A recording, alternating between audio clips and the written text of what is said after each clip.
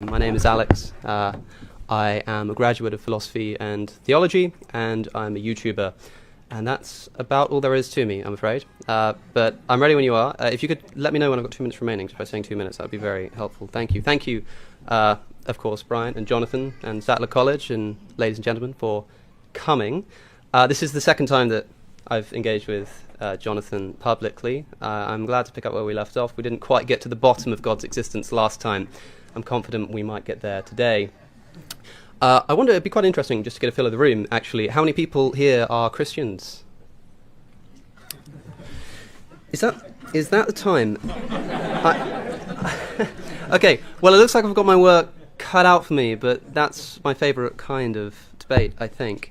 Of course, this is an opening statement, so I won't respond to the arguments you've just heard just yet. Instead, I want to make my own case that upon an honest analysis of the world we find ourselves in, it should compel us to dismiss the hypothesis of a supernatural creator.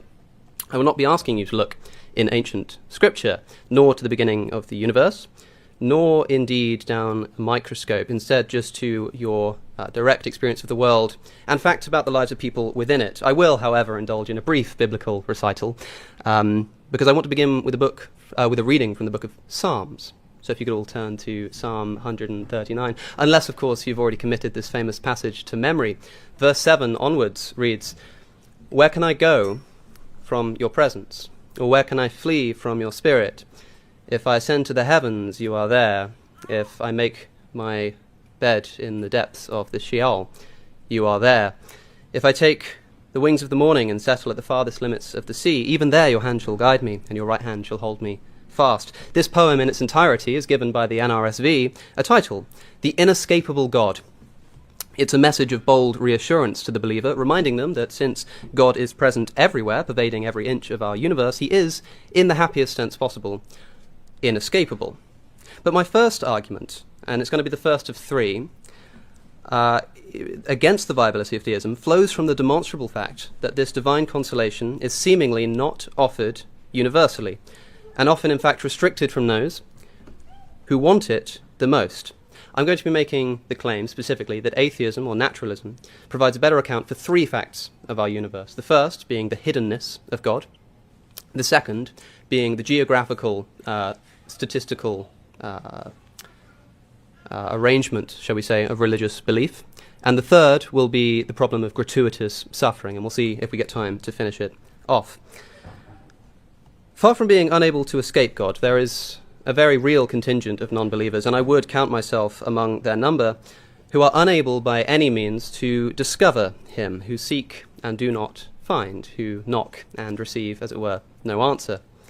This strange phenomenon is known as the problem of divine hiddenness. If there is a God, then simply, why is he hidden from so many of us so much of the time? If theism is to offer a sufficient account of reality, then it must offer an account of what J.L. Schellenberg has famously labelled non-resistant non-belief, which he distinguishes from resistant non-belief. It's sometimes said by a theist who wishes to explain the problem of divine hiddenness that people simply disbelieve through their own fault. They're too stubborn. They're purposefully blinding themselves to the evidence because they don't want it to be true. They're not approaching the arguments honestly with an open heart, and that if they would only do this, then God would surely reveal himself.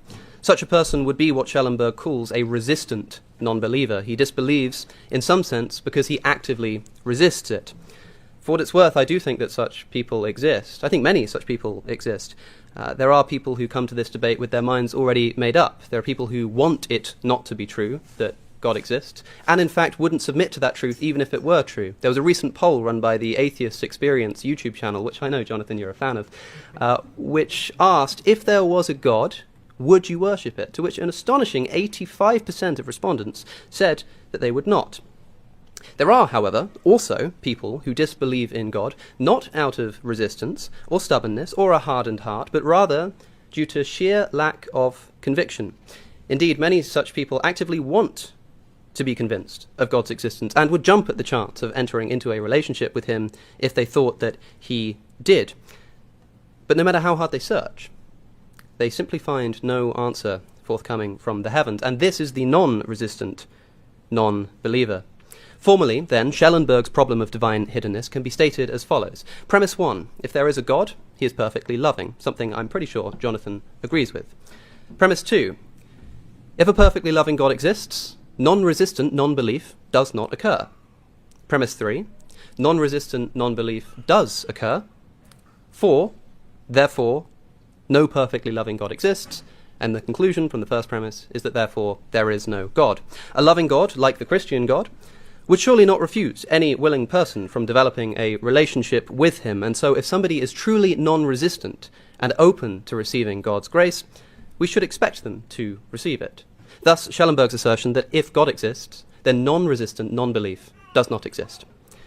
The question, then, is there such a thing as non-resistant non-belief, a non-resistant non-believer? To which all I can really say is nice to meet you.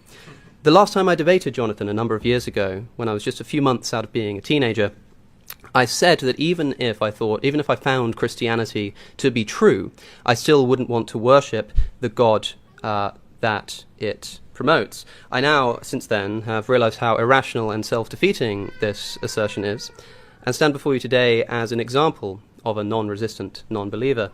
I think it would be great if God existed. I really do. I would absolutely love to escape death. I would relish being the recipient of unconditional love. Less selfishly, I would love to be able to worship that which deserves to be worshipped.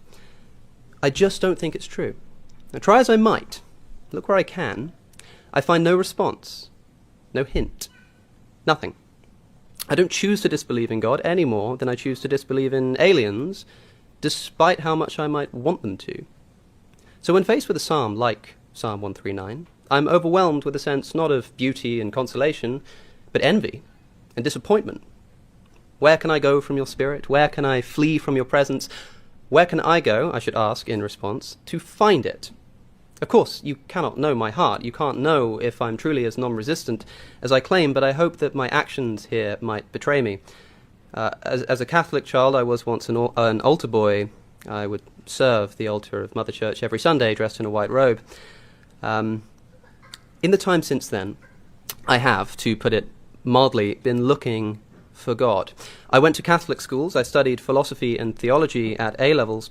I made a career out of engaging with religious arguments. I have explored arguments from contingency, from fine-tuning, from motion, from mathematics, from irreducible complexity and the alleged resurrection of Jesus of Nazareth. It may surprise my followers online to learn that at university I visited numerous churches on the invitation of various friends. I spent hours talking with religious friends until the sun rose again, if you like. I attended Bible groups regularly too, which might surprise people as well. And in fact, I still do attend such groups. Just recently, I agreed to embark on a series of study of the wisdom literature, specifically reading it again in the hopes that this time I might finally feel a divine presence seeping from between the lines. I moved into a house for a year with 2 devoutly Christian housemates, with the express intention of seeing if the obvious truth of Christianity and theism that people like to talk about can be found in the minutiae of daily life. I have looked, in other words, in a great deal of places. I read Athanasius and Anselm. I read Augustine and Aquinas. I looked in Julian of Norwich and Catherine of Siena. I looked at the sociological origin of religious belief in Durkheim and Marx and Freud and Young. I looked at religious experience in William James and Rudolf Otto. I've looked in the modern works of people like Ed Feser and Bill Craig and Michael Murray and Richard Swinburne and Alvin Plantinga. I've looked in poetry. I've looked in the Psalms. I've looked in Job. I've looked in Ecclesiastes. I've looked in Dostoevsky. I read C.S. Lewis. I listened to worship music. I prayed. I studied the gospel. I even got an actual degree in theology from a university. And nothing, not once, not nearly, not ever, not even briefly have I experienced anything that speaks to the existence of a God in the universe. I think it's asking a lot of any atheist to seriously engage with a religion that he does not believe is true in any circumstances. But I feel like I have gone above and beyond what can be reasonably expected of any atheist who wishes to entertain the God hypothesis, and for my efforts I have been awarded radio silence. The inescapable God of the NRSV, in other words, is for me the invisible God, or the inapproachable God, the deaf, distant God. The best account that I can give of this experience of complete and utter silence from deaf heaven is that all that truly exists to me is impersonal space and air and rocks. I know, it sucks. I'm sorry. It's a shame, but there's no need to cry about it. And nothing more. My question to Jonathan, then, is simple. How can theism account for this lived experience? How can it account, in other words, for non-resistant non-belief? And if atheism, doesn't atheism, offer a better explanation at the very least? Am I a non-resistant non-believer? If so, what offers a best account, or a better account, of such a condition? A universe in which there is a loving God who does want to be my friend, but is for some reason refusing, or hiding, or toying with me? Or a universe without one? Or is there no such thing as a non-resistant non-believer, which is the only remaining option? Do we all secretly resist in some way or other? After desperately, in other words, trying to convince myself of God's existence for years and being left painfully unconvinced, will you just submit, as if to add insult to this spiritual injury, that this is in some way my fault? And if it is, then what could I have done differently? What should I be doing differently? What could I possibly have done differently given the course of my life? Now, assume for a moment, ladies and gentlemen, the alternative hypothesis of naturalism, of atheism, and ask if it provides a good account of non-resistant non-belief. And I think the answer is obvious. But it does get worse yet. You'll remember that my second fact that I said that I would bring up is the geographical predictability of religious belief. Not only does theism need to account for non-resistant non-belief, but also for the fact that such belief is unequally present across the globe. Stephen Mason has pointed out that the populace of Saudi Arabia is 95% Muslim and therefore 95% theistic, whereas the populace of Thailand is 95% Buddhist and therefore, at best, 5% theistic. How likely you are to be a theist, in other words, is intimately tied to the place in which you happen to be born. What can better explain this geographical spread? Theism or naturalism or atheism? Well, let's consider our two competing hypotheses. Could it be that God does exist, but that the Thai are simply naturally 20 times more likely to be resistant to belief in God than, say, the Saudis? Are they just naturally 20 times more stubborn or something? This seems implausible. This doesn't seem to be their fault. Okay, so maybe then it's not their fault, and God just has some reason to hide his face disproportionately more from the Thai than from Saudis, or indeed from those born here in Massachusetts, which has a theistic, according to one statistic, is 75% theistic. If theism is true, it seems to me that God has a lot to answer for here. Is it not troubling, Jonathan, for as a Christian, that your place of birth is a reliable statistical indicator of how likely you are to be saved? I'll say that again. Your place of birth, which is entirely arbitrary, is a reliable indicator of how likely you are on Christianity to be saved.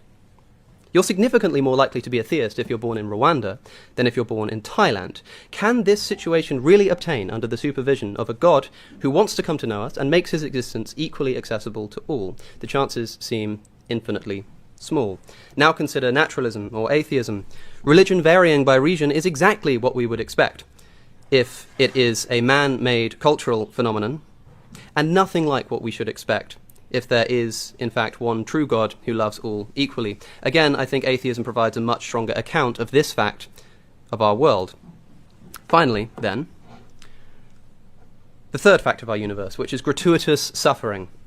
Gratuitous here means something like unjustified or unwarranted or meaningless. I do this because it's easy to see how some instances of suffering may be beneficial in certain circumstances, or necessary to bring about some desirable state of affairs, some desirable end. But the existence of meaningless or unnecessary suffering does seem to be incompatible with the existence of a God who loves us and has the power to prevent it from happening. We're sometimes told that God has morally sufficient reason to allow suffering to exist. Indeed, if God is good, then he must have such sufficient reason. Perhaps suffering is necessitated by human free will. Perhaps suffering helps to develop a person's moral character, or maybe it's necessary to achieve some other end that God wishes to bring about. But intuitively there appear to be instances of suffering that cannot serve any such end. And if even one example of these turns out to be an actual case of unnecessary or meaningless suffering, this would be enough to cause a problem. I want to propose something that might sound a little strange at first, which is that the biggest problem for theism here is not, famously, the great, intense sufferings of the world, like holocausts or earthquakes, but rather menial, less significant suffering, like being caught out in the rain, or stubbing your toe, or tripping over a curb on the street. Why? This seems a tad absurd, I'll grant you that, but consider this. When we experience a great suffering, like the death of a loved one, or a devastating earthquake, or indeed a holocaust, it's easy to imagine that this might somehow be part of a grand plan. The depth of our suffering may make us into better people. The people who die may be experiencing a much happier state of affairs in the afterlife now. Perhaps by allowing the Jewish Holocaust to take place, God makes it such that we are far less likely to allow even worse projects of genocide to occur in the future. But what could possibly be served? What possible end could be served? What possible meaning could there be in stubbing your toe, or tripping over a curb, or having a pigeon use your new suit as a restroom? Such instances are not significant. They're usually forgotten within a day or two, and therefore do not and cannot develop the soul. Nor do they seem plausibly part of some grand design or plan. They seem, that is to say, meaningless and unnecessary. More meaninglessness than instances of, let's say, great or intense suffering, much more meaningless than these. And truly meaningless, unnecessary suffering is certainly more expected in a world without benevolent supervision than in a theistic paradigm. A successful theodicy, in other words, then, needs to provide not only an account of the great and intense sufferings of the world, but also the menial sufferings which pervade the human experience. Now, I'm actually quite surprised that I've made it this far without mentioning animals yet. It's quite unlike me, but that's a final consideration that does deserve our attention. Whatever theodicy might explain human suffering, the existence of animal suffering seems infinitely more difficult to explain. Animals are not free in the way that we are, and so are immune to the free will defense. They cannot morally develop in the way that we can, and so are immune to soul-making theodicies. They are, on most accounts, not going to heaven, and so they will not be compensated for their suffering. Yet their suffering is immeasurably large. Somewhere, right now, billions of animals are suffering in the wild, from predation, from disease, from hunger, from fear. Imagine a deer with its leg caught under a fallen tree, dying of starved confusion. It doesn't know why it's there. It feels hungry, it's starving to death, and it's trapped under a tree, and it has no idea why. What could possibly be the purpose or meaning of this? I'll remind you that this is exactly the kind of thing that we should expect to see if the natural world is an amoral arena of accidentally existing organisms fighting with each other to stay alive. But can we really expect this on theism? Should we expect this on theism? What offers a better account? Keep in mind that, in other words, I'm not arguing that theism can offer no account of these kinds of situations and sufferings, though I am skeptical that it can. I'm only arguing that assuming that theism is false offers a better account of it than assuming that theism is true. Assume atheism. Assume that human beings and other animals are nothing more than evolved creatures who developed pain receptors to make them more prone to avoiding the menial and great sufferings that upset our survival prospects. On this account, the existence of all suffering, small and great, is not only explained, but expected. Thus, atheism offers a better account, in my view, than theism of three crucial and unavoidable facts: divine hiddenness, geographical religious statistics, and the existence of gratuitous human and non-human suffering. And I am truly excited to hear how Jonathan might account for these on theism in defending it as a more plausible account of our reality. Thank you. The full conversation that the clip you just watched was taken from is available via the link that just appeared on your screen. Don't forget to subscribe. Thank you for watching, and I'll see you in the next one.